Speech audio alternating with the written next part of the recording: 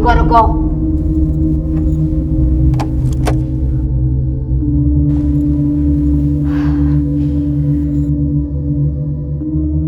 आओ प्रोफेसर।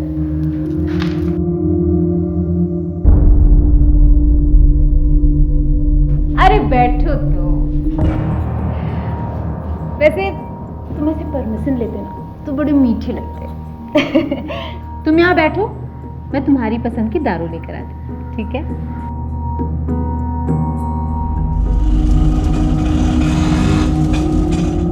चल उधर, चल चला, छोड़ दो। चल चल, नाटक मत कर, चल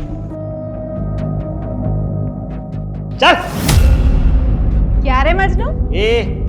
तेरे नखरे यहाँ नहीं चलेंगे, यहाँ तो दूसरे वाले नखरे चलेंगे। चलो। अरे सलाम वालेकुम राशिद भाई। वालेकुम सलाम।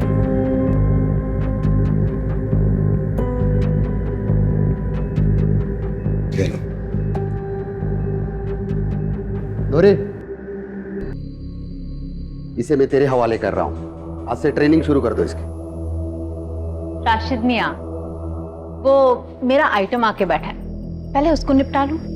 और हाँ, इस बार ट्रेनिंग का मैं ज्यादा लूंगी। हाँ, मिल जाएगा। ये ले प्रोफेसर, मूड बना।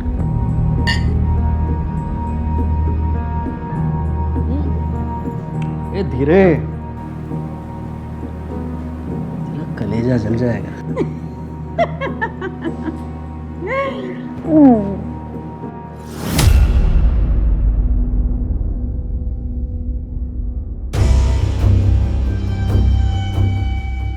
अरे राशिद, जी राघव जी।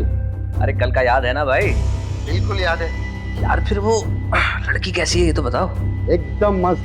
तो भाई फोटो वोटो भेजो जरा, सूरत तो दिखाओ। अभी तो सो रही है, कल तक फ्रेश हो जाएगी। कल आराम से देख लेना। ठीक।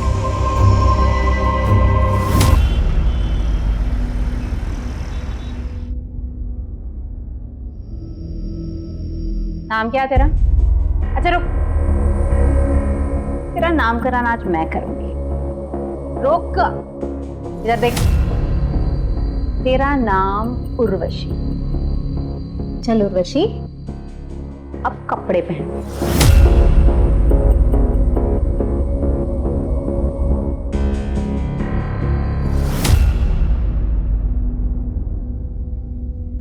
राशिद मियाँ,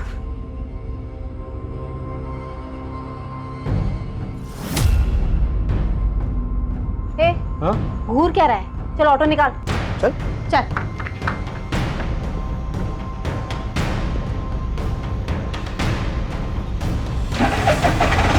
चल बैठ।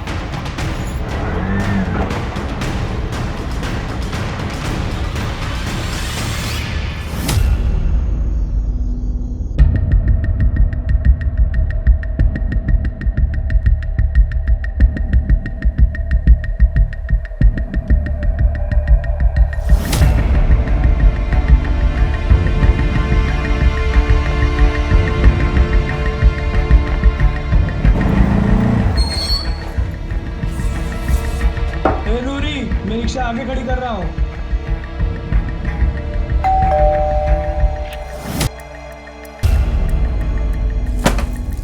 तुम्हारा इंतजार था। वाह, क्या शानदार घर है। हे, क्या देहाती बनाई है? मुझे इससे शादी नहीं करनी है जो तू दुल्हन की तरह सजा के मेरे सामने लाई है। अरे लेकिन सिट सिट। जल्दी से कपड़े चेंज करवा के ला। चल।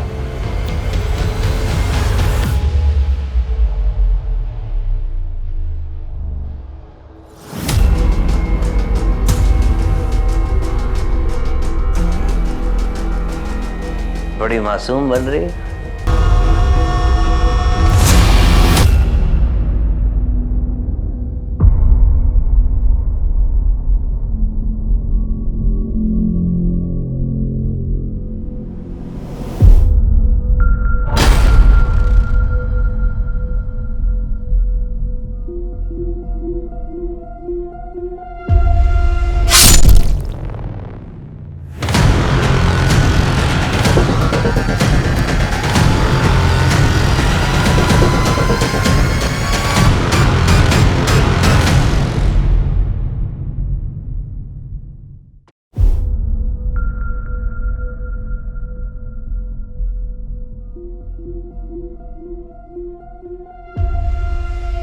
साहब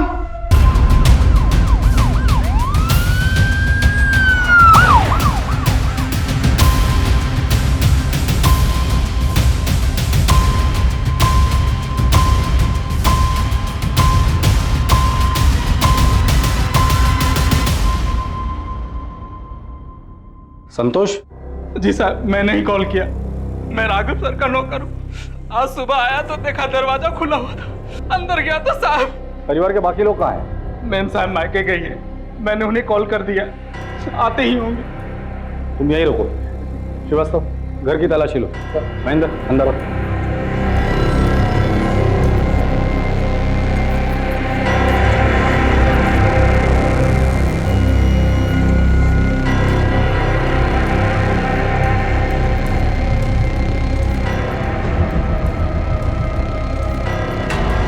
नहीं सर, सारे कैमरास ऑफ किए गए थे। घर के सारे कैमरा ऑफ है?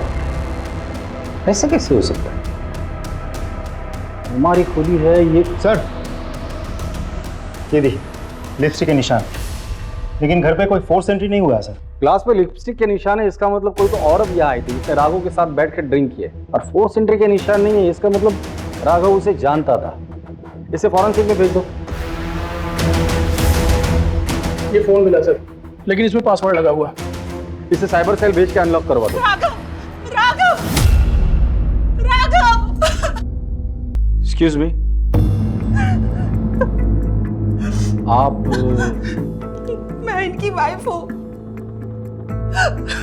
अपनी बीमार माँ को देखने इंदौर गई थी।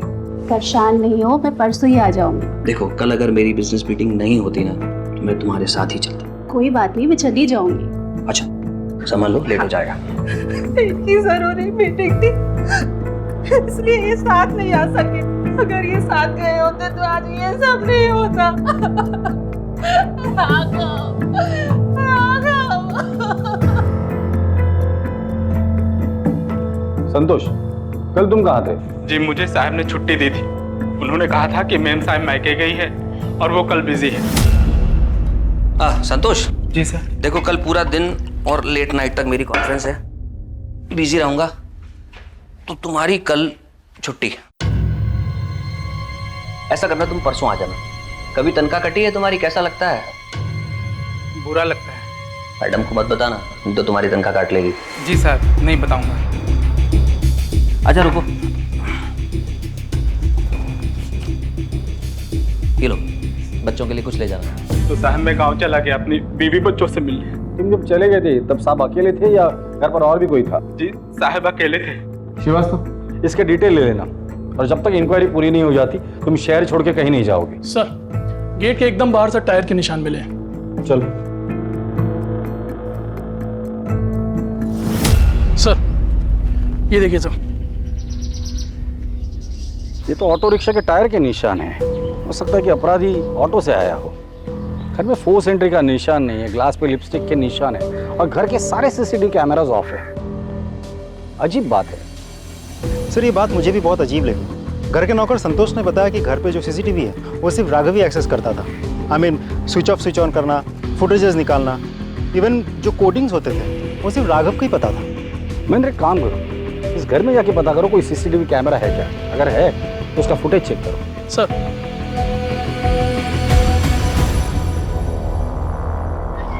सर, सामने वाले घर की सीसीटीवी फुटेज आ गई है। करो। ये देखिए सर, कल रात करीब 11 बजे एक ऑटो आके इधर रुकता है। अब फुटेज में ऑटो उल्टा खड़ा है, तो हमें साफ साफ समझ में नहीं आ रहा है कि कौन चढ़ा या कौन उतरा। फिर देखिए, करीब 4 बजे एक आदमी ऑटो से उतरता है और राघव के घर की तरफ जाता है। ठीक 10 मिनट बाद ये वापस आता है, ये ऑटो में बैठता है, ऑटो के साथ निकल जाता है। ऑटो के नंबर पे जूम करके देखो। MP 1371 TC।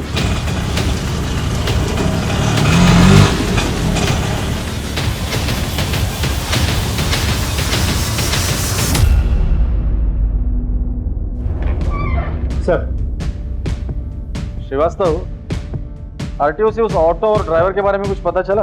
डिटेल्स आज आ जाएगी सर।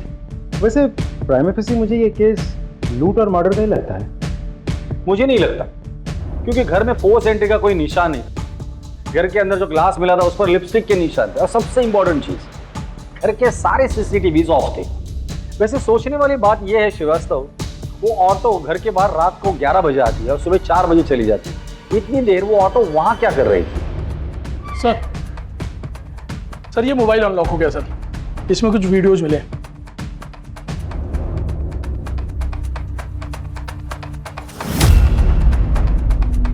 अब पता चला घर के सारे सीसीटीवी बंद क्यों थे।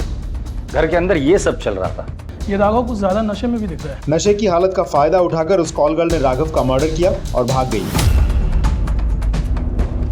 सर मुझे भरोसा नहीं है कि मेरे पति लड़कियों को पैसे देकर घर पर बुलाते थे। हमारे पास सबूत है, ये देखिए।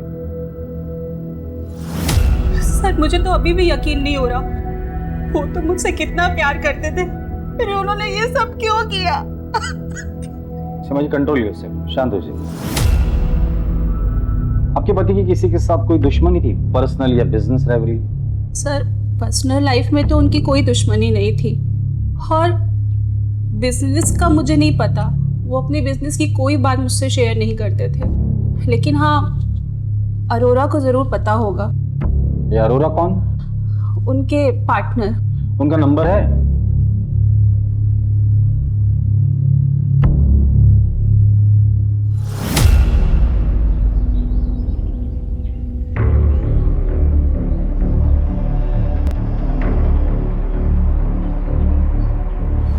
भाई जी नमस्ते। आ जाता है। इसका तो मैं आधा ही पहुंचा दूंगा। ये जो बनता है दे दीजिए भाई जी। ठीक है। हेलो, हाँ okay, thank you so much.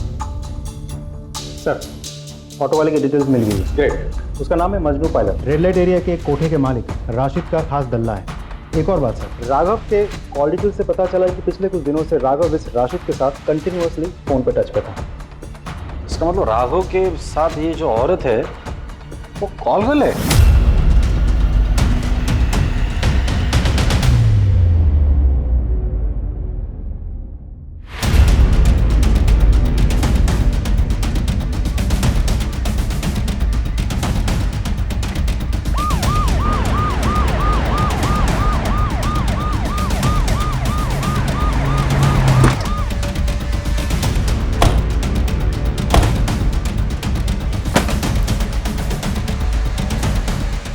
तलाशी लो पूरे ब्रोथल की।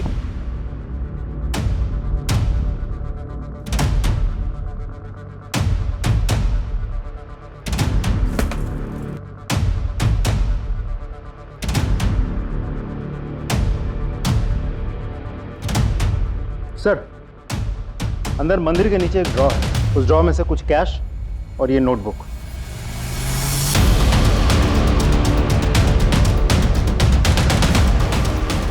ये शायद हिसाब किताब होगा। ये क्या है? कुछ कोड है क्या? देखते हैं।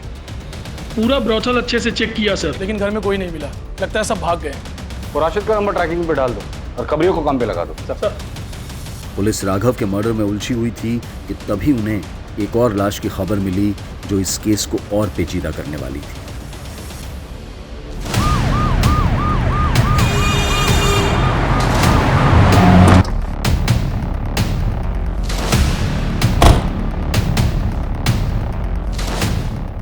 हाँ सर, मैं ही फोन किया था।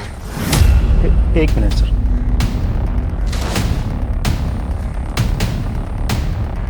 सर ये तो मजनू पायलट का ऑटो है।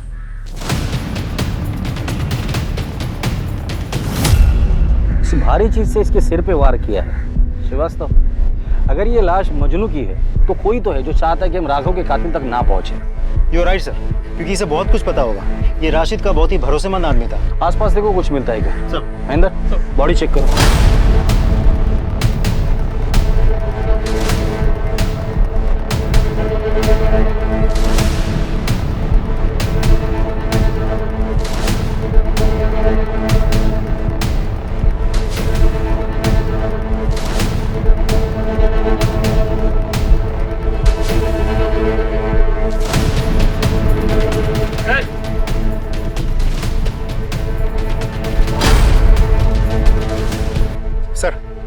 ये पत्थर मिला है, ये देखिए खून लगा हुआ है। इसे फॉरेंसिक भेज दो। जी सर। सर उसका वॉलेट गायब है सर। कहीं ऐसा तो नहीं किसी ने लूटपाट करने के लिए उसे मार दिया हो? ये लूटपाट का मामला नहीं लगता। महेंद्र, यहाँ तक पहुँचने का एक ही रास्ता है, हाईवे। यहाँ से लेके हाईवे तक जितने भी सीसीटीवी कैमराज हैं उनका फुटेज चेक करो, पता तो चले यहाँ अकेला आया था या किसके साथ आया।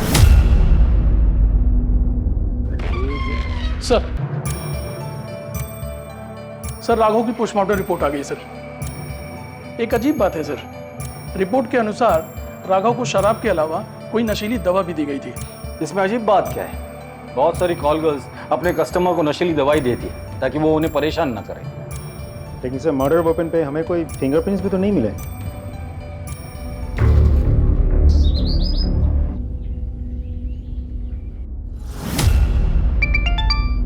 हेलो, हाँ ओके थैंक यू सर।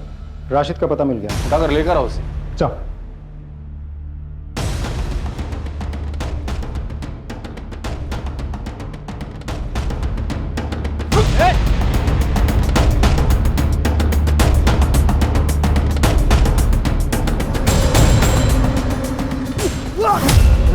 चलिए राशिद मियां, आपकी खातिरदारी करते हैं। ये माजरा क्या है सब? वो वैसे तो मैं कम उम्र की लड़कियों का धंधा नहीं करता सर। राघव जी ने मुझसे कहा कि तुम्हारी लड़की को अगर मैं दिला दूं तो वो मुझे 2 लाख रुपए देंगे। मैं लालच में आ गया सर। एक नई लड़की के साथ मेरे धंधे की भरोसेमंद धंधे वाली नूरी और मजनू को उसके साथ में भेज दी। 2 लड़कियां थी वहां? राघव ने जब लड़की को बुलाया था तो नूरी को उसके साथ क्यों भेजा था? पहली बार जा रही थी साहब, फर्स्ट टाइम। इसके लिए मैंने नूरी को उसके साथ में भेजा ताकि कोई ऊंच नीच हो जाएगी तो वो संभाल लेगी। सब कुछ ठीक चल रहा था साहब, लेकिन सुबह सुबह मुझे मजनू का फोन आया तो हेलो, वो राघव का किसी ने कत्ल कर दिया है और अपनी नूरी भी यहाँ पे नहीं है। वो कम से कम भी गायब हो गया भाई। अरे ऐसा कैसे गायब हो सकता है? उन दोनों को पकड़कर मेरे सामने ले आ। तो ठीक है भाई। मुमताज, कमला, शबनम, अब्दुल, अरे कुछ पूछो मत, भागो, खतरा है, भागो जल्दी, भागो। साहब खुदा कसम में घबरा गया था, इसीलिए वहां से भाग गया। तू घबरा गया था? मर्डर तो तूने नहीं किया था ना? नहीं साहब। सिर्फ राघव का मर्डर नहीं हुआ है, मजनू का भी। ये अल्लाह, मजनू का कत्ल? ये तो पक्का नूरी का काम है साहब। नूरी का नंबर है तुम्हारे पास? जी सर। नंबर दो।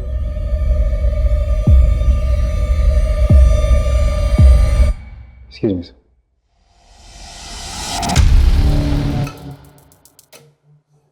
सर, नंबर बंद है। नंबर ट्रैकिंग पे डाल दो, उसका सीडीआर मंगा लो। चल। ये क्या लिखा है? ये हिसाब किताब होगा सर, वही रखती थी। और ये तो पता नहीं सर। ये दोनों लड़कियां जा कहाँ सकती है? कहाँ जाएंगे सर, उनका कोई नहीं है। उन दोनों की फोटो है तुम्हारे पास? जी सर।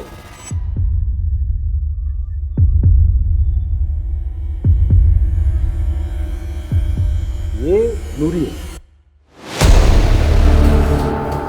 महेंद्र, क्या हुआ सर? आप जानते हैं इसे? हाँ मैं जानता हूँ इसे।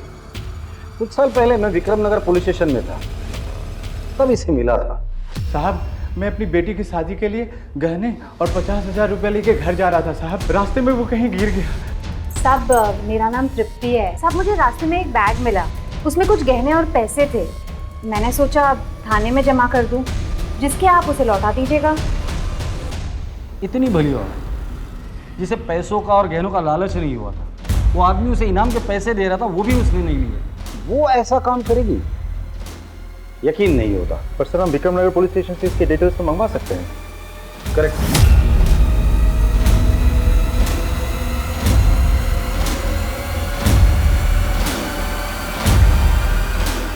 आगे गांव तक जरा हमें छोड़ देंगे? सर फॉरेंसिक रिपोर्ट के हिसाब से राघव के घर के लिपस्टिक वाले ग्लास पे हमें जो फिंगरप्रिंट्स मिले हैं, मजनू के ऑटो से भी हमें सेम फिंगरप्रिंट्स मिले हैं। अगर दोनों जगह के फिंगरप्रिंट मैच होते, इसका मतलब ये है कि ये दोनों लड़कियां ब्रोथल से निकलकर राघव के घर पर गई, उसके ड्रिंक पे नशे की दवा मिला दी, उसके बाद राघव का मर्डर किया, पैसे लिए और वहां से भाग गए। उस रात ये दो लड़कियां राघव और मजनू से मिली थी और इन दोनों का मर्डर हो गया है। एक और बात सर, मजनू के मर्डर वेपन यानी कि उस पत्थर पर सेम फिंगरप्रिंट्स हैं जो कि हमें रिक्शा और उस ग्लास पर मिले थे।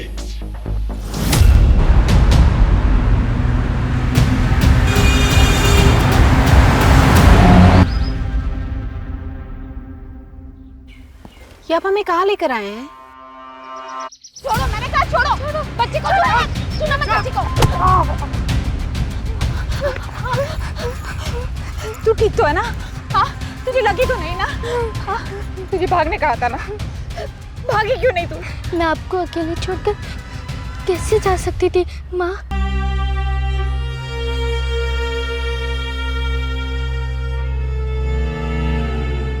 ये निशान कैसा है? वो तो बचपन से ही है। बचपन से?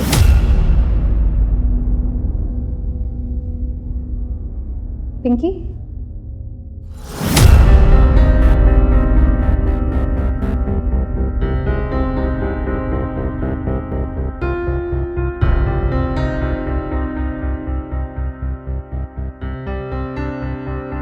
तुम्हारा नाम पिंकी है और ये मेरी बेटी का नाम पिंकी था और उसको भी ऐसे ही निशान था। तो मेरी बेटी है।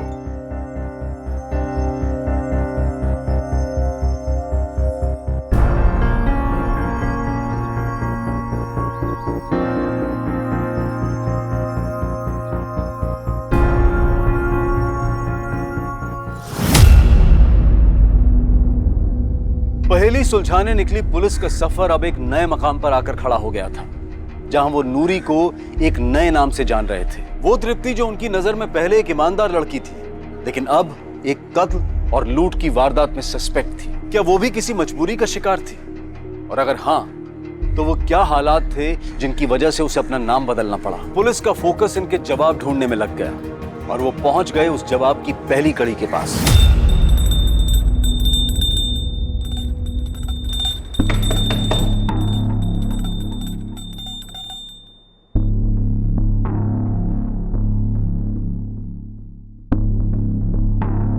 जी कहिए।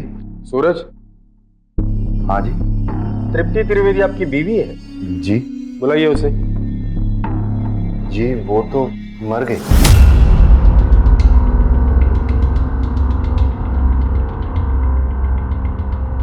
सर, अरोड़ा आया है, राघव का बिजनेस पार्टनर। बुलाओ उसे।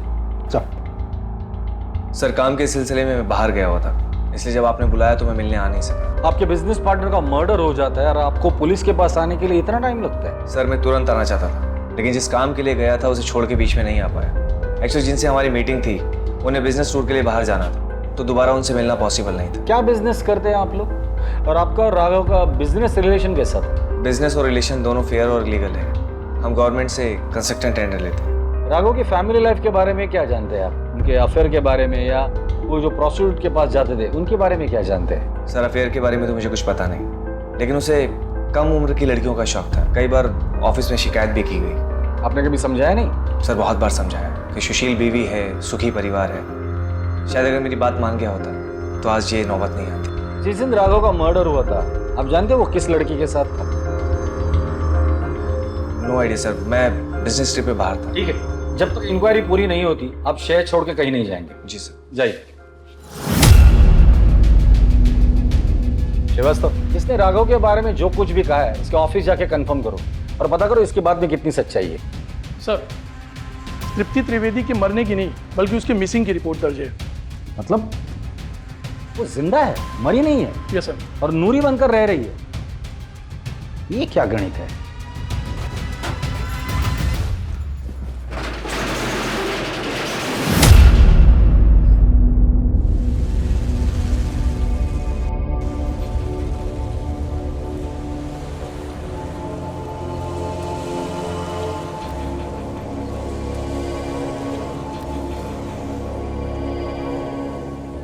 ये है हमारी बेटी और ये तेरा दूल्हा। मुझे शादी नहीं करनी है, मुझे पढ़ाई करनी है। भाड़ में गई तेरी पढ़ाई। तेरी किस्मत में यही दुल्ला है और इससे शादी करनी है तुझे, समझे कि नहीं? वरना बाजार में जाके बेच दूंगा तुझे।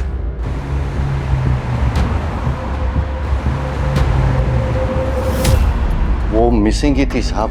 मैंने उसे 6 साल तक ढूंढा, फिर उसकी कोई खबर नहीं आई तो मैंने उसे मरा हुआ मान लिया। उसे ढूंढने की कोशिश नहीं की? ढूंढा ना साहब, पागलों की तरह ढूंढा मैंने।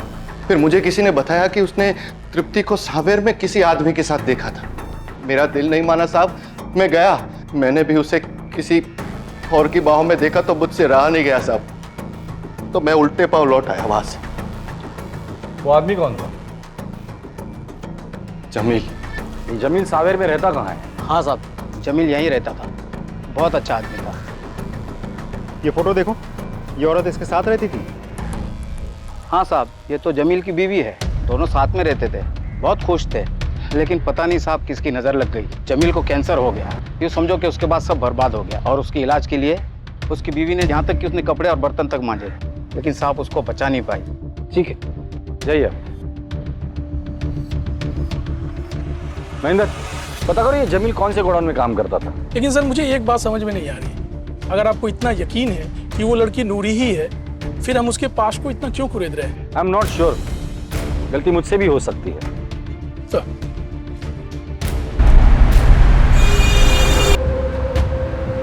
अब तू विधवा हो गई, यानी मैं तेरी शादी किसी रईस रंगीन बुढ़े से कर सकता हूँ। तू भी ऐश करेगी वहां पे, हाँ? और तेरे बच्चे मैं पालूंगा ना, तू बस खर्चे भेजा कर, बाकी सब मैं संभालूंगा। नहीं नहीं, मैं बच्चे नहीं छोड़ूंगी। क्या तेरा बाप भी छोड़ेगा? अब कोई बहस नहीं, तुझे शादी करनी होगी। और एक बात याद रखना, उसे ये पता नहीं चलना चाहिए कि तेरी शादी हो चुकी है और तेरे 2 बच्चे हैं, समझे कि नहीं? सुनो मेरी बात सुनो, मैं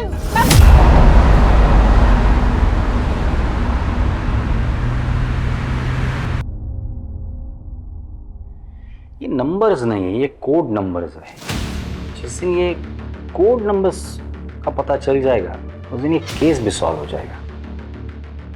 क्या है ये? सर जमील जहाँ काम करता था उसका पता चल गया। क्या काम करता था? ट्राई स्टार गोडाउन में सर, जिसका मालिक त्रिवेदी है।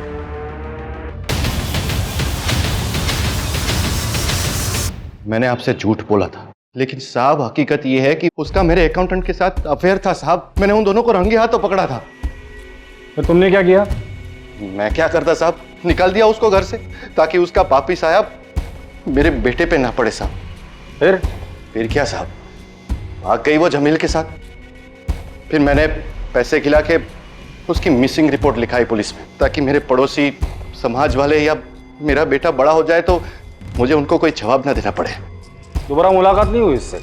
हुई थी साहब, एक बार आई थी वो, जब जमील बीमार था। तू यहाँ क्यों आई? मुझे कुछ पैसों की जरूरत थी। जमील की तबीयत बहुत खराब है, उसका इलाज कराना है।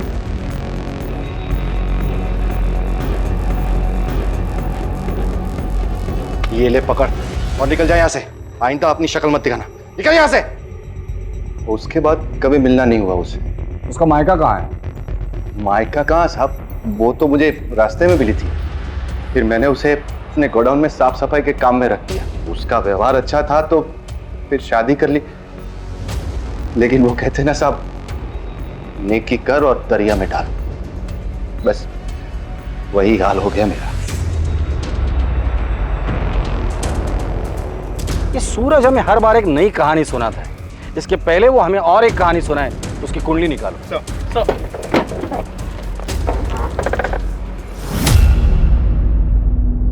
ये वीडियो ध्यान से देखो।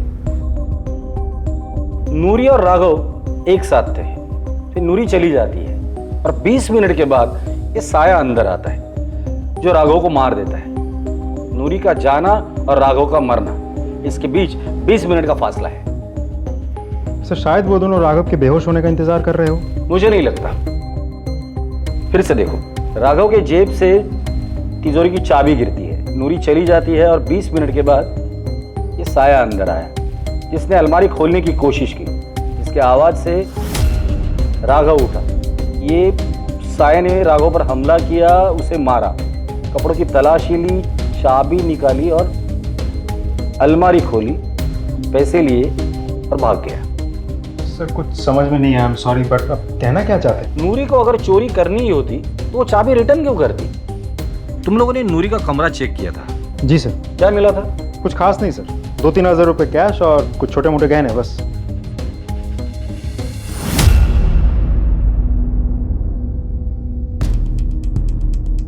ये नूरी कितना कमाती थी? सर दिन के 2-3 हज़ार। तो पैसे कहाँ गए? बैंक में? नहीं साहब, उसका कोई बैंक अकाउंट नहीं था और मैंने पूछा भी नहीं। ये नूरी पहली बार किसी लड़की को लेकर किसी अमीर के पास गई थी क्या? नहीं साहब, पिछले 4 सालों में वो कई लड़कियों के साथ जा चुकी है, लेकिन कोई लूटपाट नहीं, कोई हत्या नहीं हुई सर। मतलब ये नई लड़की आने के बाद ये सब कुछ हुआ है? जी सर। इस लड़की को कहाँ से लाए थे तुम? सर मेरा एक कांटेक्ट बड़ा बाजार बुरहानपुर में, उसी ने उस लड़की को किसी बुड्ढे से खरीदी थी और उसे पैसे की जरूरत पड़ गई तो मैंने उससे खरीद ली। श्रीवास्तव सर, बुरहानपुर पुलिस को कांटेक्ट करो। सर।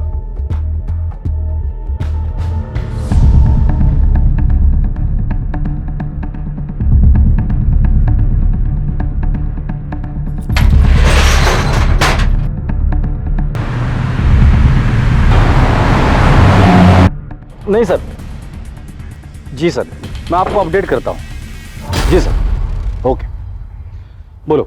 सर ये अरोड़ा मुझे क्लीन लगता है क्योंकि पिछले कुछ दिनों में किसी के साथ उसकी बातचीत नहीं हुई थी और मर्डर वाली रात भी वो भोपाल में था, सरकारी अफसरों के साथ मीटिंग में बिजी था। सीडीआर से कोई क्लू मिला? नहीं सर, फैमिली और फ्रेंड्स के कॉल्स आए थे, लेकिन सर एक बात तो है, दिन हो या रात अरोड़ा ने कभी भी किसी का कॉल नहीं उठाया। हमेशा उसने मैसेज किया कि मैं बिजी हूँ, बाद में कॉल बैक करता हूँ। अब सर ऐसा भी हो सकता है कि उसने कॉल नहीं उठाए तो ये सब ऑटोमेटिक मैसेजेस हैं जो कॉलर्स को पहुंच गए।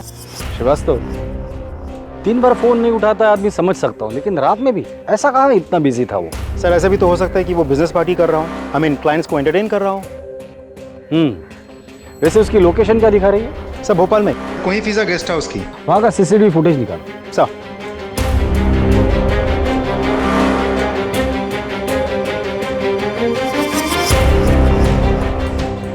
जय हिंद सर।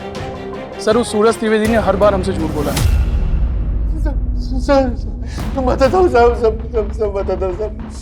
मैंने झूठ बोला था साहब, वो सिर्फ मेरे मालिक की थी साहब। मालिक? इन गोडाउन के मालिक तो तुम हो ना? मैं तो मैनेजर था, मेरे मालिक का मैं सारा काम करता था साहब, लेकिन उनके मरने के बाद मैंने उनकी सारी चीजें हड़प ली। औरत की मजबूरी का फायदा उठाता है महेंद्र। इसे इतना तोड़ना तो दोबारा किसी मजबूर औरत का फायदा ना उठा सके। नहीं, और झूठ भी ना बोले। नहीं सर।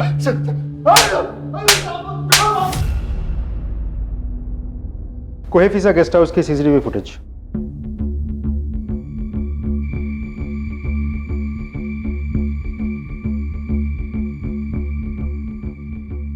ये आया अरोड़ा। 5 बजे उसने होटल में चेक इन किया और रूम में चला गया। उसके बाद वो रूम से बाहर कब निकला था? वो रूम से बाहर नहीं निकला सर, मैंने मैनेजर से कंफर्म किया है। वो ना रूम से बाहर निकला, ना कोई उससे मिलने आ रहा। अगर वो रूम से बाहर नहीं निकला, ना ही कोई उसे मिलने आया, तो उस रात वो किसी का फोन क्यों नहीं उठा रहा था?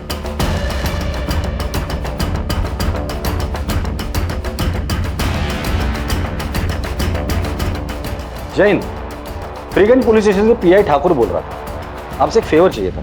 जी जी, भेज दीजिए। Thank you. श्रीवास्तव, अगर कोई आदमी दिन का 2-3 हज़ार रुपया कमाता हो तो हफ्ते में कितना कमा लेता? तो 7 दिन में ऑन एवरेज 15 या 18 हज़ार रुपये।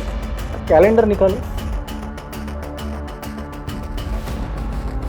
जुलाई महीना निकालना। जी सर। 8 तारीख को कौन सा दिन था? मंडे। 15 को, 22 को, फिर मंडे। ये कोड क्रैक हो गया। ये 8, 15, 22 ये मंडे है और ये 17, 16, 15 ये अमाउंट है। मतलब 8 तारीख को 17,000, 15 तारीख को 16,000 और 22 तारीख को 15,000 रुपए नूरी ने किसी को तो भेजे हैं। पता करो उसने किसको ये पैसे भेजे। सर,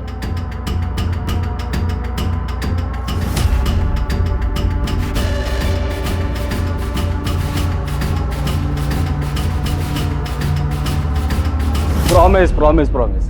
अरे नहीं प्रॉमिस, जल्दी आ जाऊंगा, बोला ना मैंने। अच्छा आप मम्मा को बिल्कुल परेशान नहीं करना। अच्छा बेटा अभी पापा बहुत बिजी है, बाद में फोन करूं? Please please please please. Okay bye. Sorry बेटी का फोन था, बोलो। सर नूरी किसी एजेंट के थ्रू बुरहानपुर में पैसे ट्रांसफर करवाती थी। किसे? गोविंद मिश्रा। सर इंटरेस्टिंग बात तो ये है कि ये गोविंद मिश्रा बड़ा चौक बुरहानपुर के निवासी है। सर ये वही जगह है जहाँ से राशिद ने उर्वशी को खरीदा था। बुरहानपुर के एसपी से बात करो और बुरहानपुर चलने की तैयारी करो। 1 मिनट। जय हिंद ऑफिसर। ठीक है, राघव की बीवी और अरोरा दोनों को उठाकर लेकर आ। सर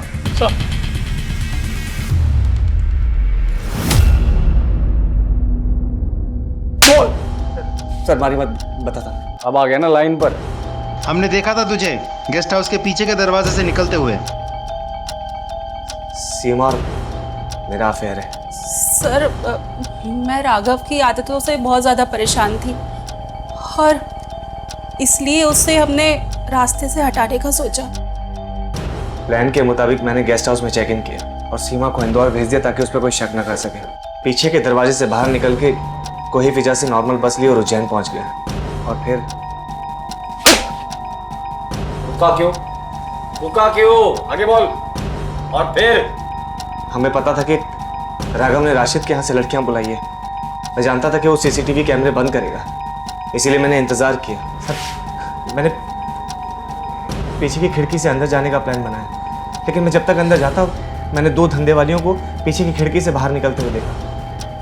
मुझे समझ नहीं आ रहा था कि ये सब क्या हो रहा है। उसी का फायदा उठा के मैं अंदर गया।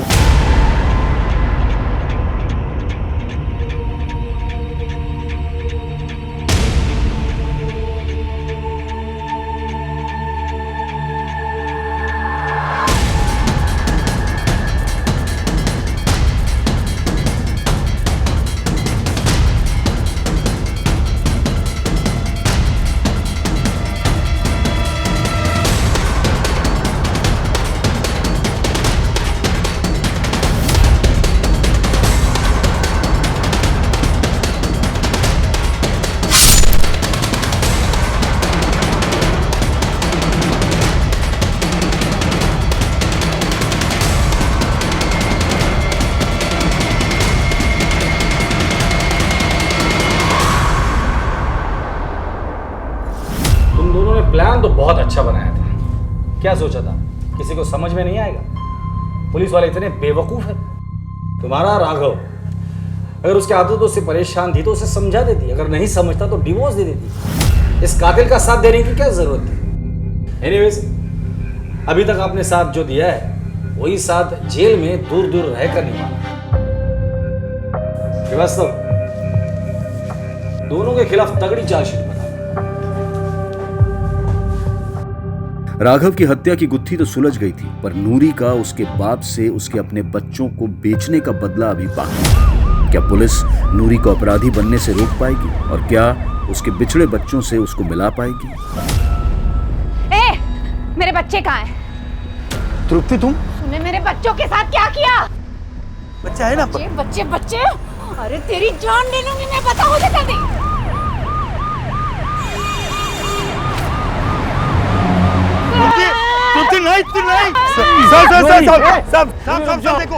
सब देखो ना, ये मार रही। नूरी देखो, हम लोग तुम्हारी कहानी और मजबूरी दोनों जानते हैं। अगर तुमने इसे मार दिया तो तुम जेल में चली जाओगी, फिर अपने बच्चों से कभी नहीं मिल पाओगी। और अगर ये मर गया तो इसने तुम्हारे बच्चों को कहाँ बेचा ये हमें कभी नहीं पता चलेगा। इसे जो सजा देनी है वो कानून देगा।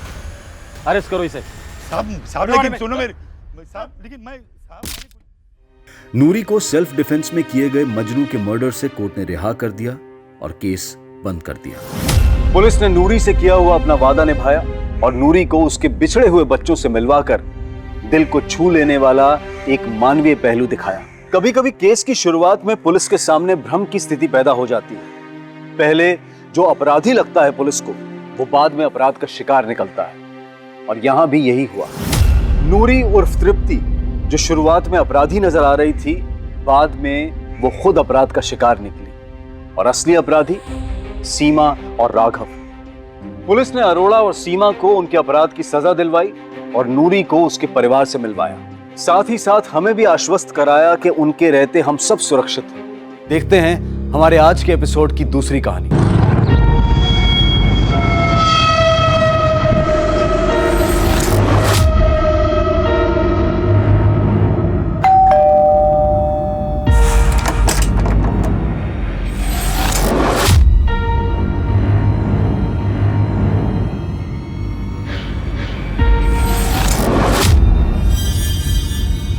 पापा रुको।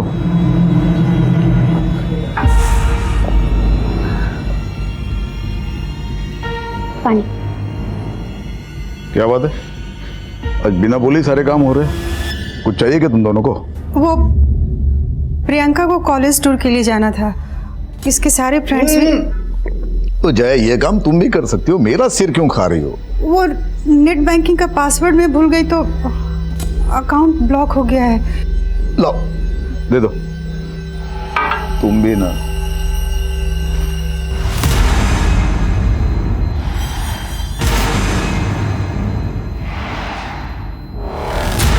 इस लड़की का फोटो क्यों रखा है फोन पर? मुझे इमोशनल ब्लैकमेल करना चाहती हो?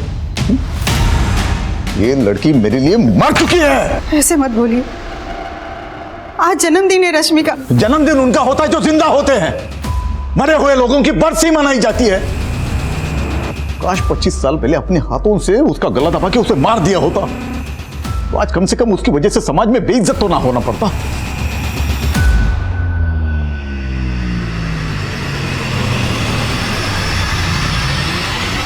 Happy birthday to you. Happy birthday Rashmi. Happy birthday. Happy birthday. Oh my God, Ronak! This is so beautiful. Thank you so much. Thanks to you. तूने मेरा सोशल मीडिया अकाउंट हैंडल किया और मुझे ये web series मिली। किसी post को कैसे viral करते हैं ये बंदी जानती है। पोस्ट गाइस सी किसी भी पोस्ट को वायरल या ट्रेंडिंग करने का एक सिंपल फंडा है। बदनाम हुए तो क्या हुआ, नाम तो हुआ ना। पॉइंट है boss.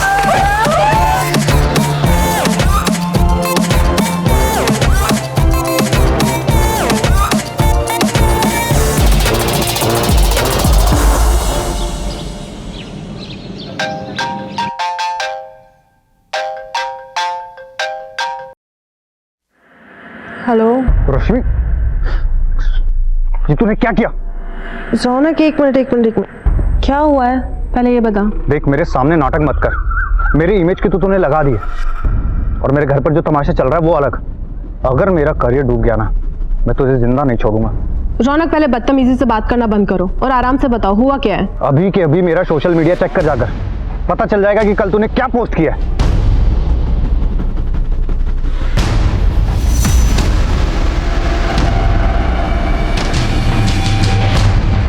What's wrong with you, रश्मि? ये क्या कर दिया है तूने?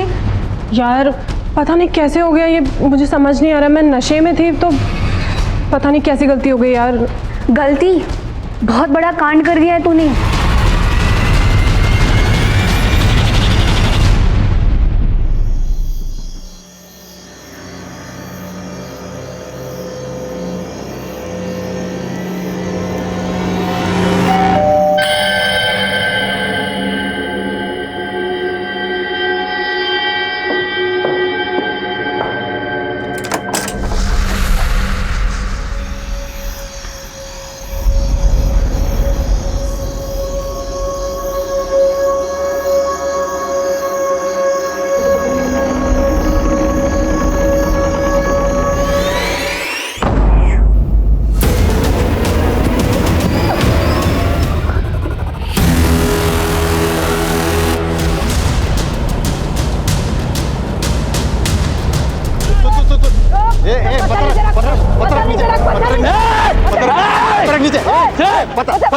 पत्थर नीचे रख पत्थर। इस भिखारी के पास एक सूटकेस है जिस पर खून के धब्बे। लोगों ने देखा तो पीसीआर को फोन किया। अब ये किसी को पास नहीं फटकने दे रहा सूटकेस के सर। पत्थर नीचे रख। पत्थर नीचे रख। पत्थर नीचे रख। गुप्ता, राम, पत्थर।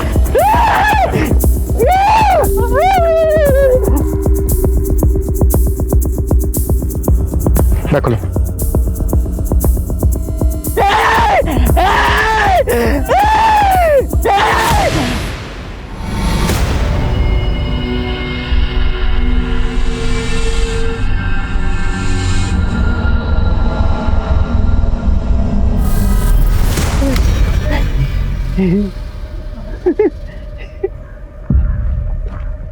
तूने क्या है ना ये सब? तूने मारा ना इस लड़की को? तूने मारा? एक सेकेंड सर, ये भिखारी मंदबुद्धि है। ये मंदबुद्धि है या तेज बुद्धि है ये तो चेकअप के बाद ही पता चलेगा। हो सकता है इसने ही मारा हो इस लड़की को और पकड़े जाने के डर की वजह से एक्टिंग कर रहा हो। नहीं सर, आसपास लोगों से पूछताछ की थी, वो कई सालों से इसे ऐसे ही देख रहे हैं, यूं ही घूमता रहता है। तो हो सकता है ये सूटकेस इसको कहीं से मिला हो, या फिर ये भी हो सकता है कि किसी ने सूटकेस फेंका और इसने उसको देखा हो। इससे हमें कातिल का हुलिया पता चल सकता है। सर इधर देखिए।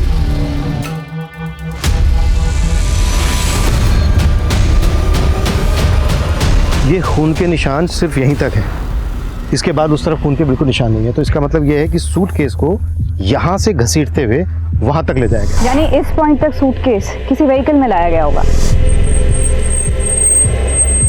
राइट, जाहिर सी बात है यहाँ पे कोई सीसीटीवी तो होगा नहीं। इस रास्ते पर आने वाले जितने भी रूट्स हैं उन सब की सीसीटीवी फुटेज चेक करो। उन रूट्स पर आने वाली सभी गाड़ियों को खंगालो। सर, बॉडी को पोस्टमार्टम के लिए भेज देते हैं। और दिल्ली एनसीआर में जितनी भी मिसिंग कंप्लेंट फाइल हुई हैं उन सबको खंगालो। हो सकता है इस लड़की की गुमशुदगी की रिपोर्ट लिखवाई गई। सर, नेट बंद होगा उसका, मिस्ड कॉल देखेगी तो खुद ही कॉल करेगी। पर मम्मी, दीदी का नेट कभी नहीं बंद रहता है, उनका तो सारा काम ही नेट पर है ना। बेटा बिजी होगी, और एक काम कर, तू जाके खाना गर्म कर, तेरे पापा आते ही होंगे, उनको पता चल जाएगा तो तू समझ रही ना बेटा। क्या तो क्या मम्मी, क्या कर लेंगे वो? दीदी ना एकदम सही बोलती है, हम सब पापा के हाथ की कठपुतलियां हैं। क्या वो कभी हमारे बारे में सोचते हैं कि उनकी बेटियों की, उनकी बीवी की भी कोई अपनी विशेष हो सकती है, लाइफ हो सकती है? लेकिन नहीं, वो हमारे बारे में बिल्कुल नहीं सोचते। मैं क्या कुछ गलत बोल रही हूँ मम्मी?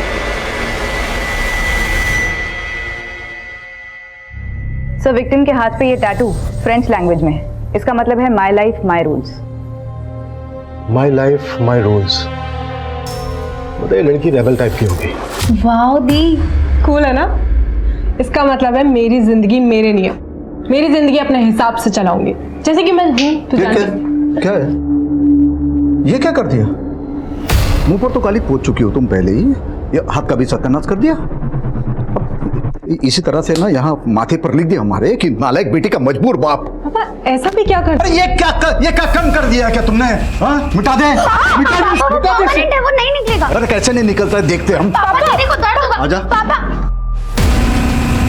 पापा नहीं, पापा प्लीज, पापा प्लीज, दीदी को दर्द हो रहा है, पापा प्लीज। पापा नहीं निकलेगा वो, प्लीज छोड़ दीजिए।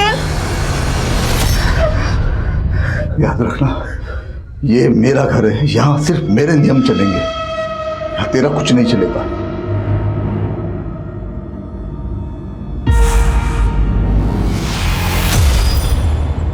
विक्टिम के बारे में और कोई इन्फॉर्मेशन मिली? सर, दिल्ली एनसीआर की सारी मिसिंग कंप्लेंट्स चेक की, लेकिन उनमें से एक का भी विक्टिम से हुलिया मिलता नहीं। प्रतिभा, एक काम करो, लड़की के हाथ पे जो टैटू बनाया है माई लाइफ माई रूल्स, ये टैटू सभी टैटू आर्टिस्ट को दिखाओ। हो सकता है जिस आर्टिस्ट ने टैटू बनाया होगा उसके जरिए से लड़की की पहचान पता की जा सके। और एक बात, लड़की ने जो ये कपड़े पहने, देखो इन कपड़ों के जरिए इसकी पहचान पता की जा सकती है। सर,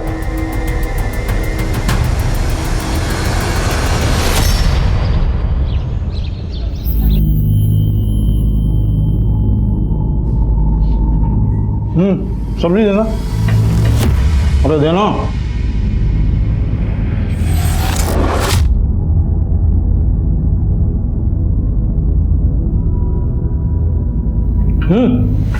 तोल की दाल दे क्या? थोड़ी बची है, मेरे और अंजलि के लिए रखी है। कमाता है उसको भूखा रखेगी, खुद पेट भर के ठूस ठूस के खाएगी। सर, पोस्टमार्टम रिपोर्ट में लड़की की उम्र लगभग 25 साल है। मौत गला घुटने की वजह से। लाश सुबह 10 बजे मिली, लेकिन मौत 7-8 घंटे पहले ही हो चुकी थी। लाश 10 बजे मिली और उससे 7-8 घंटे पहले मर्डर हो चुका था, मतलब रात के कोई 2 से 3 के बीच में मर्डर हुआ होगा। जी सर।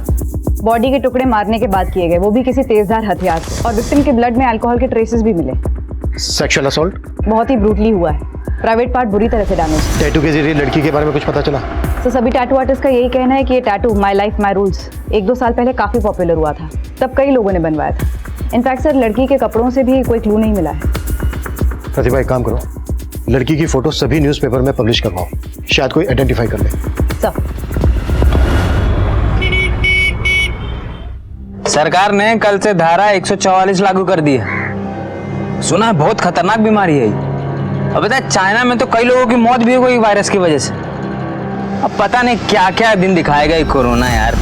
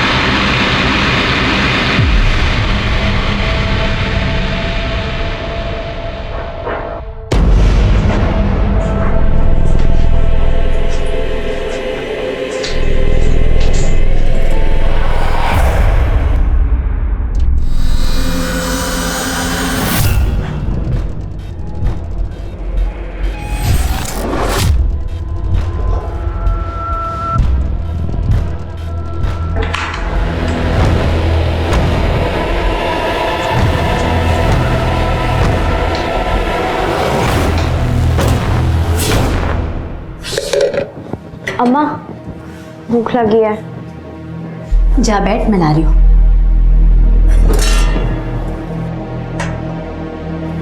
माँ, हाँ, सब्जी नहीं बनी? तेरे बाबा के लिए रखी है बेटा। तू जानती है ना, अगर उन्हें कम पड़ा तो हम दोनों को खा जाएंगे। पता नहीं कब पीछा छूटेगा उस आदमी से। ऐसा नहीं बोलते बेटा, जैसे भी हैं तेरे बाबा हैं, और हमें जो भी मिल रहा है ना उन्हीं की वजह से मिल रहा है, समझी? इंदु भाभी, गणेश भैया का एक्सीडेंट हो गया, जल्दी चलिए।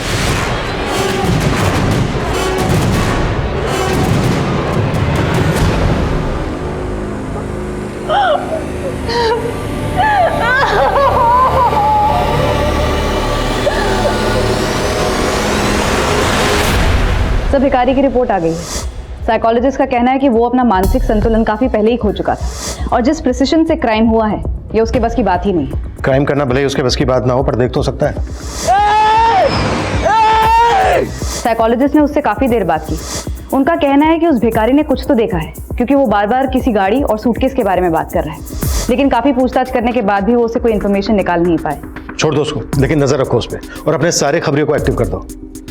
जब तक इस लड़की की हमें पहचान नहीं पता चल जाती, तब तक ये केस आगे नहीं बढ़ पाएगा। आंटी, आंटी, क्या हुआ मधु? आज का आपने न्यूज़ देखा? नहीं देखा? क्या बात है? आंटी, दिल्ली पुलिस को एक लड़की की लाश मिली है, जिसके हाथ पे टैटू बनाए, जैसे रश्मि के हाथ पे बना था।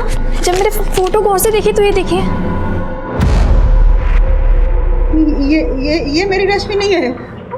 मेरी रश्मि तो मुंबई में है। क्या हुआ? वो तो 3 साल से दिल्ली आई ही नहीं। अंकल, ये क्या हुआ है बताइए।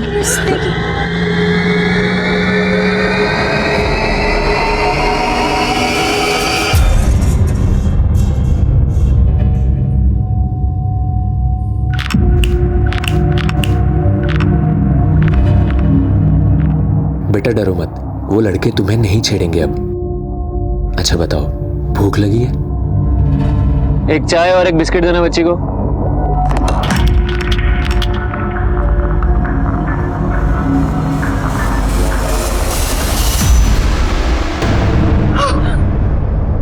मेरे बच्चे!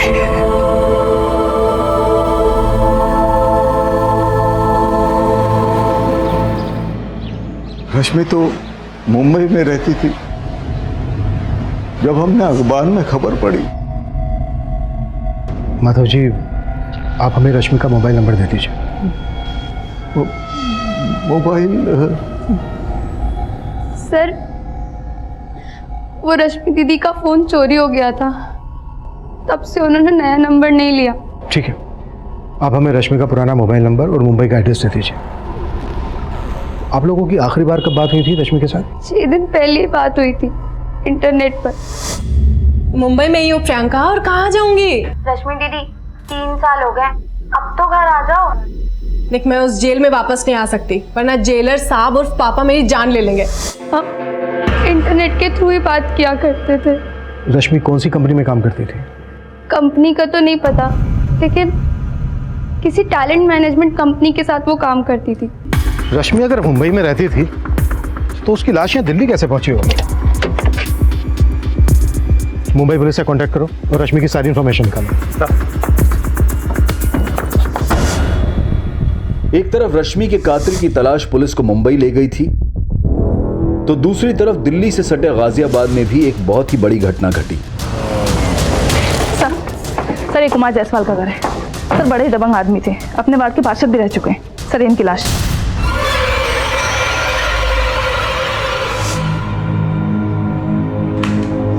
गला घोंट कर मारा गया इनको। लाश से बदबू भी बहुत आ रही है, लेकिन ये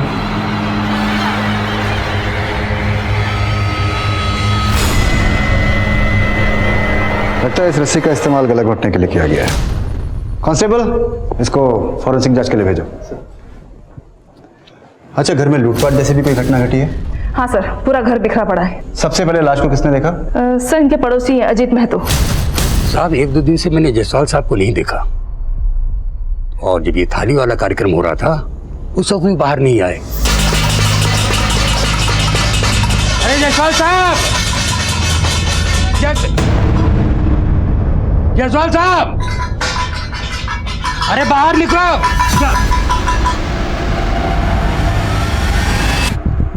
और कौन कौन है इनके परिवार में? जायसवाल जी का बड़ा बेटा जो है वो तो यूएसए में रहता है, और बेटी महिमा जो है वो मुंबई में। यहाँ पर इनके साथ इनका नाती आरव रहता है बस। और आरव अब कहाँ है? आरव को तो मैंने कई दिनों से नहीं देखा। लास्ट टाइम जब मैं उसको देखा था तो अपने ही घर में चोरी करता है। अपने ही घर में चोरी करता है। जी, क्यों मार रहे हैं आरव? अरे नशे ही हो गया एक नंबर का, अपने ही घर में चोरी करता है। साहब, आरव को तो नशे की लत पड़ गई थी, और इसके लिए उसने घर में कई बार चोरी भी किया है। मुझको तो ऐसा लगता है साहब कि पैसे के लिए ही उसने। सब पूरा घर छान लिया, सारी कीमती चीजें चोरी हो चुकी है।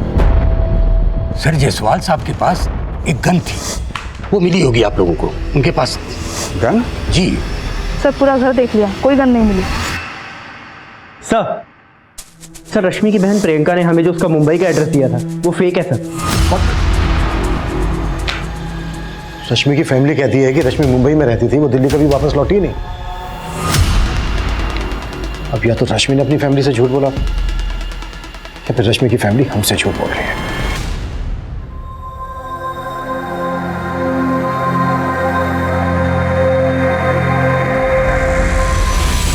बेटा, मुंबई जाना जरूरी है क्या? हाँ माँ, मेरी ड्रीम जॉब है।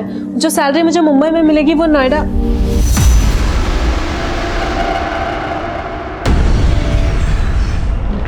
ये सब्जियां लाइए, ये रख दो। अगर मेरी मर्जी के खिलाफ इस दहलीज के बाहर किसी ने कदम भी रखा तो दोबारा वापस नहीं आ पाएगा। ठीक है पापा, नहीं आऊंगी वापस, आई प्रॉमिस। तो जाओ और वापस मत आना, और आ गई ना गलती से तो गला दबा के यहीं पे खत्म कर दूंगा तुम्हें, तो काट काट के फेंक दूंगा तुमको।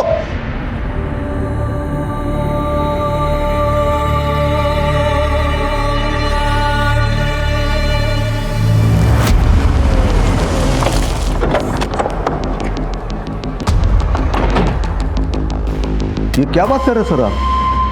हम आपसे झूठ क्यों बोलेंगे भला? देखिए, पहली बात तो मेरी रश्मि से कभी बात होती नहीं थी, ये प्रियंका की बात होती रहती थी। तो प्रियंका तो बता देना उनको। रश्मि जब मुंबई से तुझे फोन करती थी और जब मुंबई में रहती थी कहाँ कहाँ घूमने जाती थी सब बताती थी ना तुझे, तो बता देना इनको। सर, रश्मि दीदी मुंबई में ही रहती थी, मलाड में। वो दिल्ली में रहती थी, उन्होंने कभी मुझे ऐसा बताया नहीं। और वो मुझसे क्यों झूठ बोलेंगी सर? प्रियंका, अगर कोई ऐसी बात है जो तुम अपने माँ बाप के सामने हमसे नहीं बताना चाहते तो एक मिनट माधव जी, एक मिनट, तो तुम हमसे अलग से भी बता सकते हो। नहीं सर, ऐसी कोई बात नहीं। ये रश्मि का परिवार हमसे झूठ बोल रहा है, और एक दूसरे से भी। रश्मि की फैमिली पे नजर रखो सर। और सर, रश्मि के पुराने नंबर की डिटेल्स कल तक आ जाएंगी। वो किन किन लोगों के साथ टच में थी ये भी पता चल जाएगा। रश्मि के दोस्तों से मिलते हैं।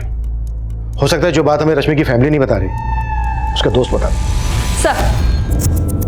सर कुमार जायसवाल का नाती आरव, उसका अभी तक कुछ पता नहीं चला है।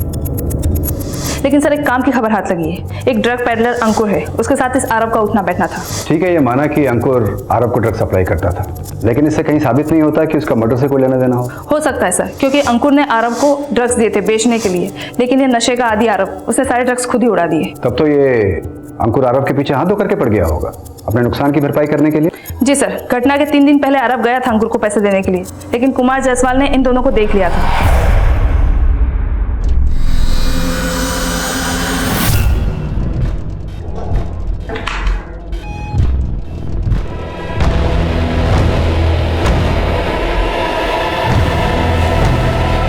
ये जहर खरीदने के लिए तूने घर से पैसे चुराए?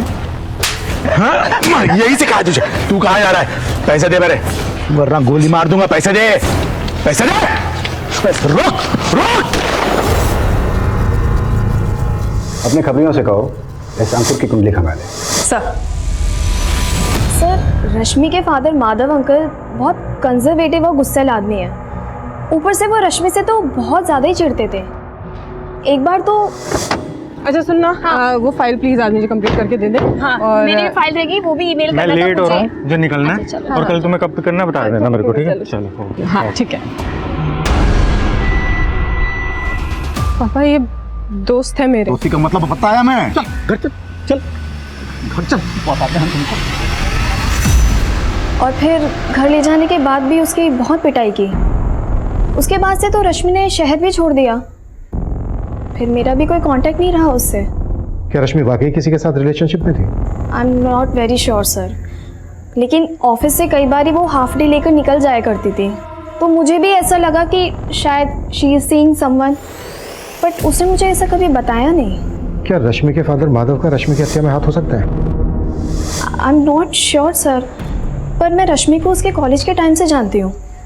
कॉलेज में वो किसी भी लड़के से बात नहीं करती थी, अपने पापा के डर की वजह से। उसके पापा ने अपनी दोनों बेटियों को धमका के रखा था कि किसी भी लड़के से बात की तो वो जान से मार देंगे। ये क्या बोल रहे सर आप? अगर मुझे रश्मि को मारना ही होता तो 3 साल पहले ही मारता मैं, जब मेरी मर्जी के खिलाफ उसने हमारे घर के दहलीज के बाहर कदम रखा था मुंबई जाने के लिए। देखिए सर, मैं बाप हूं उसका, और एक बाप का कर्तव्य होता है बच्चों को डिसिप्लिन सिखाना, जो कि मैंने मेरा कर्तव्य किया है। मैं बोल रहा हूं ना कि रश्मि के साथ ये जिस किसी ने भी किया है ना, उसे कड़ी से कड़ी सजा मिलनी चाहिए। तो मिलकर रहेगी, तो चाहे वो कोई भी हो, आप ही क्यों ना हो। अगर आपको यह लगता है कि यह सब मैंने किया है तो आप साबित करके दिखाइए। अब मैं चलूं?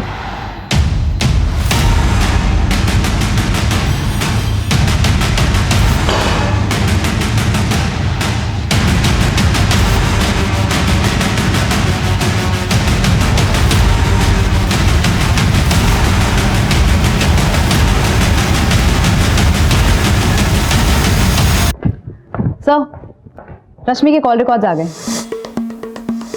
उसका नंबर दिल्ली में ही रजिस्टर्ड है। इनफैक्ट उसका फोन कभी चोरी ही नहीं हुआ, उसने अपना नंबर 3 महीने पहले इस्तेमाल करना बंद कर दिया। कॉल रिकॉर्ड से कुछ मिला? सर उसकी 3 लोगों से रेगुलरली बात होती थी, रौनक दहिया, सोनाली दवे और निहारिका शर्मा। रौनक और निहारिका एक्टर्स हैं और ये सब के सब दिल्ली में बेस्ड हैं। इनफैक्ट सर उसके कॉल डिटेल्स में एक भी नंबर मुंबई का रजिस्टर्ड नहीं है। इसका मतलब रश्मि कभी मुंबई गई नहीं थी, वो यहीं दिल्ली में थी। रश्मि ने अपनी फैमिली से झूठ बोला कि उसको मुंबई में जॉब लगी है। और हाँ सर, रौनक का 3 महीने पहले सोशल मीडिया पर एक आपत्तिजनक वीडियो वायरल हुआ था, तब रश्मि उसका सोशल मीडिया अकाउंट हैंडल कर रही थी।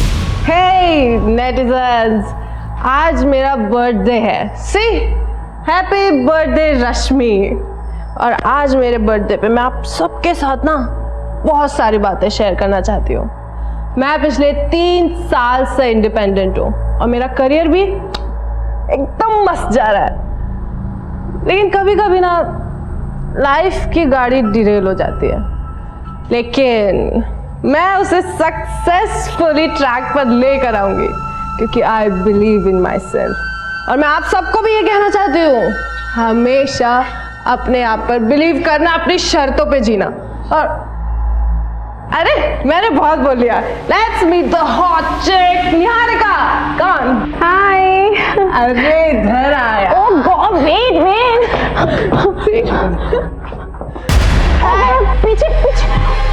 ओह गॉड लुक एट दैट। क्या कर रही है? बंद कर। Breaking news, womanizer lady boy कहलाने वाले माचो मैन रौनक दरिया है किसी और लड़के की बाहों में। इसी के क्या लगता है आप लोगों को? Stop it man. Go on chill. ये होना कोई क्राइम नहीं होता। वो रियल लाइफ में भी माचो और रियल लाइफ में भी माचो। यार राइट ओके। तो तू क्या ये सेम बात इसकी वाइफ को जाके बता सकती है? तो ये सारी बातें छोड़ यार। अच्छा तुम मेरी बात सुनो, तुम मेरी प्रमोशनल वीडियो कब पोस्ट करोगी? यार तू बोल। अभी करूं? हाँ। अभी कर दीजिए। हाँ। रुक just give me a minute. Niharika no बोलेगा। नो बोले नहीं यहीं रुक।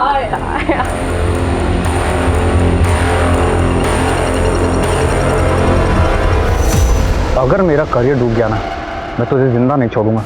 रौनक पहले बदतमीजी से बात करना बंद करो और आराम से बताओ हुआ क्या है। अभी के अभी मेरा सोशल मीडिया चेक कर जाकर, पता चल जाएगा कि कल तूने क्या पोस्ट किया।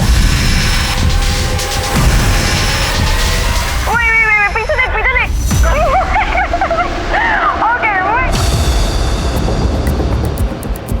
रश्मि 3 महीने से अपना मोबाइल फोन यूज नहीं कर रही थी, इंटरनेट कॉलिंग पे बात कर रही थी।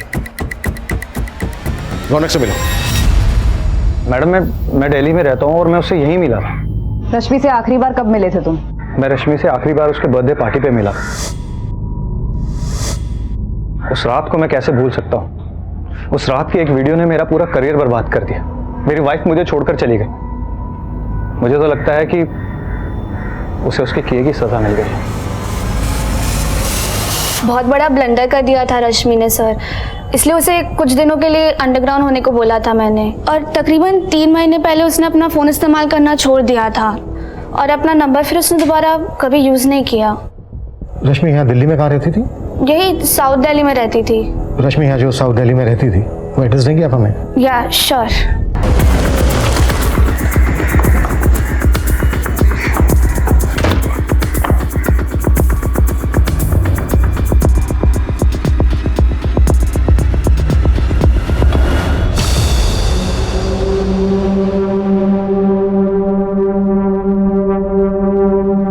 रश्मि का मर्डर यहीं किया गया है। पूरा घर चेक करो, कुछ भी छूटना नहीं चाहिए। मर्डर के बाद ब्लड साफ करने की कोशिश की गई है, फिर भी ब्लड के निशान छूट गए। वो जो एक्टर है रौनक, उसकी कुंडली निकालो। उसके पास तगड़ा मोटिव है मर्डर करने का। आसपास चेक करो कि कोई सीसीटीवी है क्या। अगर मिलता है तो मर्डर वाले दिन की फुटेज चेक करो और रश्मि के मोबाइल का IMEI नंबर निकालो। पता करो कि उसमें कोई दूसरा नंबर एक्टिव हुआ था क्या।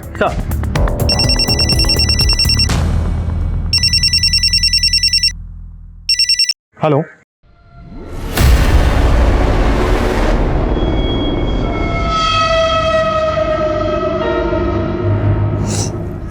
सब आपकी वजह से हुआ है ना। आप बेवजह शक करते उस पे और ना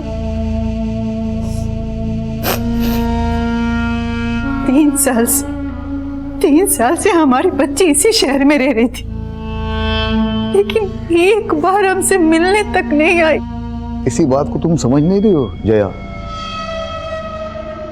3 साल से इसी शहर में थी ना, फिर भी उसने तुमसे झूठ बोला।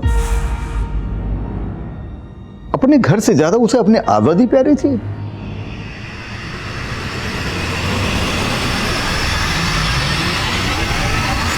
राजू बेटा, तुम अपना और अपनी बहन पिंकी का ख्याल रखना।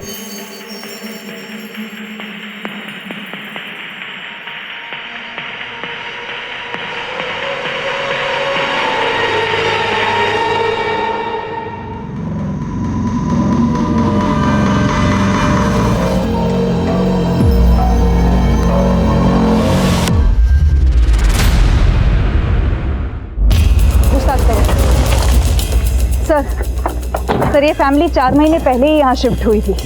हरीश एक प्राइवेट कंपनी में जॉब करता था, लेकिन कोविड के कारण वो कंपनी बंद हो गई। आइए सर, ये देखिए सर, ये हरीश। सर एक बॉडी बेडरूम में भी है, ये देखिए सर।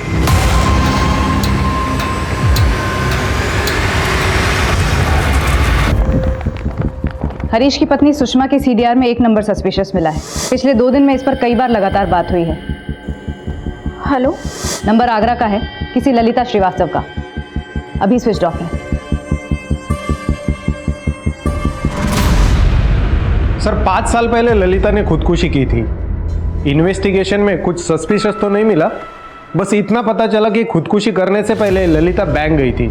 बैंक के एक एम्प्लॉय ने उसको ठगा था। ठीक है, आप चिंता मत कीजिए, आपका काम हो जाएगा और 2 दिन के अंदर अंदर आपका पैसा आपके अकाउंट में आ जाएगा।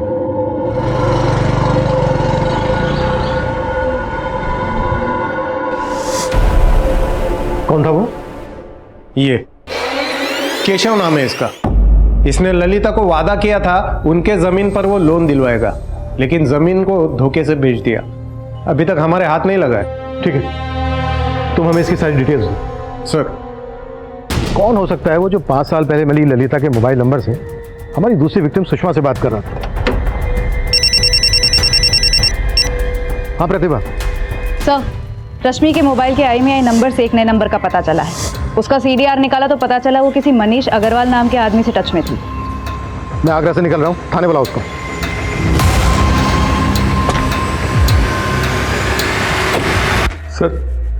सर रश्मि और मैंने शादी कर ली थी सर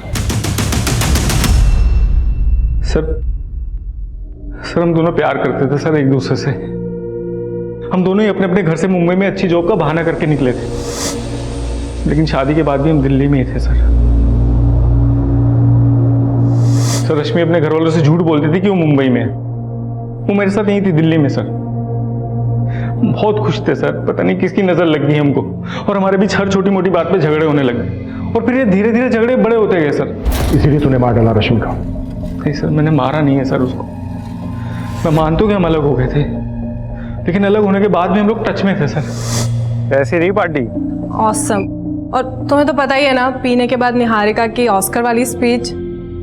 यार तुम्हें होना चाहिए था यहाँ पर। अरे यार मुझे आना था, मैं थोड़ा बिजी हो गया काम में। तुम काम करो, मैं जा रही हूँ अभी सोने। ठीक है, कल बात करती हूँ। मैं तो रोज उसको इसी उम्मीद पे फोन करता था कि एक दिन तो हमारे बीच में सब कुछ ठीक हो जाएगा। और जब सब कुछ ठीक नहीं हुआ तो तूने रश्मि को समझाने की कोशिश की और उसने तेरी बात समझी नहीं, इसलिए मार डाला रश्मि को तूने। मैंने मारा नहीं है सर उसको सर मैं प्यार करता था उससे, उसे अपनी जिंदगी में वापस लाना चाहता था। तो जितना अपने आप को शरीफ दिखाने की कोशिश कर रहा है ना, उतना है नहीं। कुत्ता साले को लेकिन तब तक कुत्ता जब तक ये सच ना बोले। लेकिन हमने नहीं किया सर। रश्मि कई मुश्किलों से गुजर रही थी। अपने बॉयफ्रेंड से अलग होने के बाद वो अकेली हो गई थी, लेकिन उसने अपने पिता के पास जाना मुनासिब नहीं समझा। शायद इसकी वजह उसके पिता का सख्त रवैया और उनकी पिछड़ी सोच थी। पुलिस इस केस में काफी आगे निकल चुकी थी, लेकिन इस साजिश का मास्टरमाइंड उनसे 2 कदम आगे था और अपने अगले शिकार पर घात लगाए बैठा था।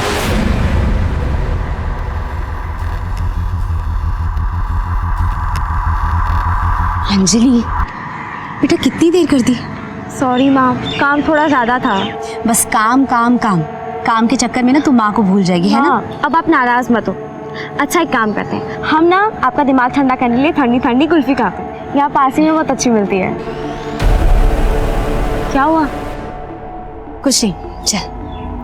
कब से बैठ के इंतजार कर रही थी मैं, अब आएगी अब आएगी।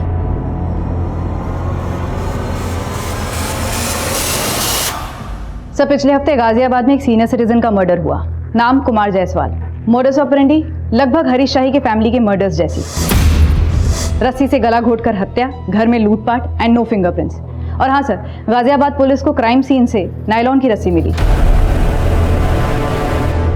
नायलॉन की रस्सी? कोई अरेस्ट हुआ था उस केस में? 2 लोग सस्पेक्ट हैं। विक्टिम का नाती आरव, जो कि ड्रग एडिक्ट है, और उसका ड्रग डीलर अंकुर। ये दोनों लोग फरार हैं। सब पूछताछ में पता चला है पिछले 2-3 हफ्तों में गाजियाबाद और गुड़गांव में इस तरह की घटनाएं होती रही हैं। मतलब रस्सी से गला घोंटकर हत्या और क्राइम सीन से कोई फिंगरप्रिंट नहीं। वो हरीश शाही केस की फाइल देना।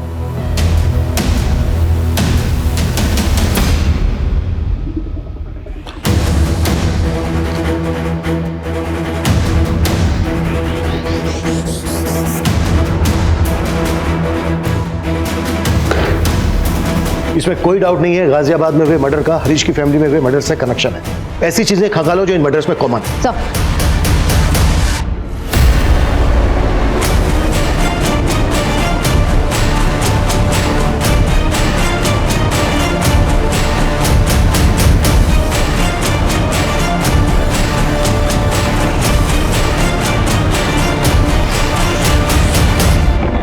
सर, गाजियाबाद, फरीदाबाद और गुड़गांव के जिन घरों से लूटपाट और मर्डर के केसेस रिपोर्ट हुए हैं, वहाँ पड़ोसियों से बातचीत की तो उन्होंने बताया कि उन्होंने कुछ भी सस्पिशियस नोट नहीं किया। सर, किसी भी घर में सीसीटीवी नहीं था, तो कौन आया कौन बाहर गया इसका कोई रिकॉर्ड नहीं। लेकिन सर, जब मैंने उन घरों तक जाने वाले रास्ते की सीसीटीवी खंगाली तो एक बड़ी चौंकाने वाली बात हाथ लगी।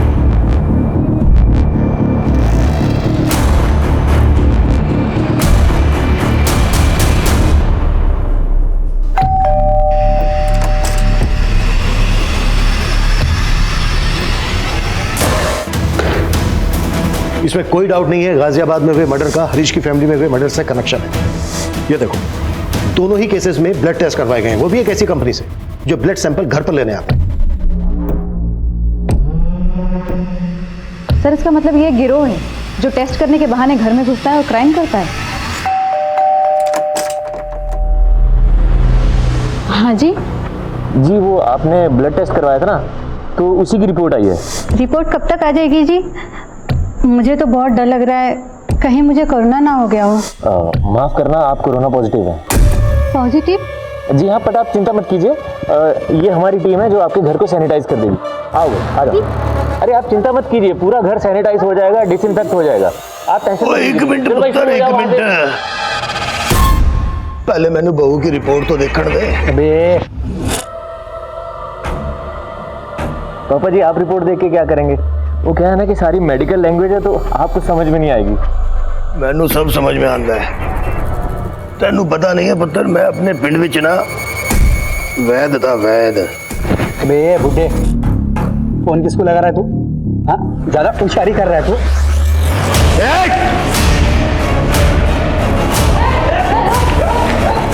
उतारो उस सबके नकाब।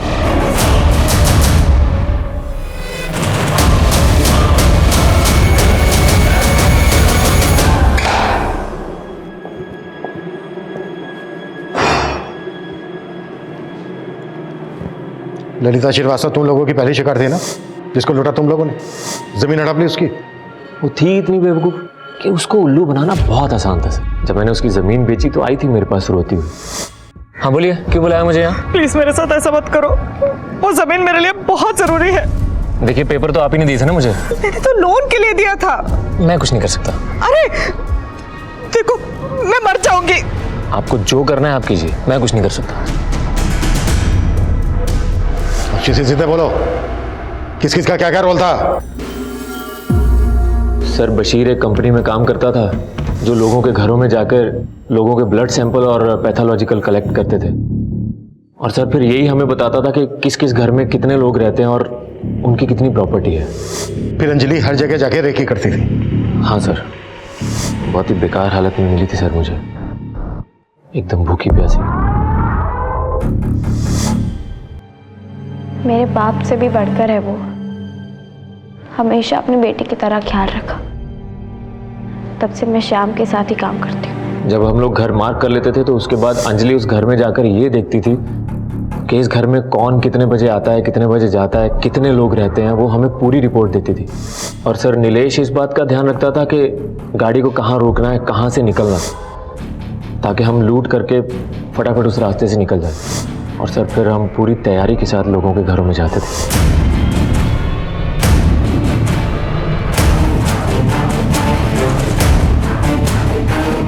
रश्मि को भी तुम ही लोगों ने मारा ना? जी, सब पता कर लिया है हमने। मेरे पास भी रश्मि के केस में एक लीड है। रश्मि ने अपने मर्डर से एक दिन पहले सेम कंपनी को अपने ब्लड टेस्ट के लिए सैंपल दिया था। ये बोलो, रश्मि के साथ अलग क्यों? रश्मि का मर्डर हमारे प्लान में शामिल नहीं था। ये तो सब इसकी वजह से हुआ सर। हम लोग एक्चुअली 18 तारीख को उसका घर लूटने वाले थे, लेकिन ये सब भी पहुंच गया उसके घर में। तब वो अंजलि के साथ रेकी पर गया था, तब दिखी थी पहली बार रश्मि। उसको देखते ही मेरा बत्ती जल गया सर। तक कितने लोगों को लूटा तुम लोगों ने? सर यही कोई 500-550 लोगों को ठगा होगा। इनकी चीखें 1 किलोमीटर दूर तक सुनाई देनी चाहिए पुलिस स्टेशन के। ये लो कुत्ता सालों को।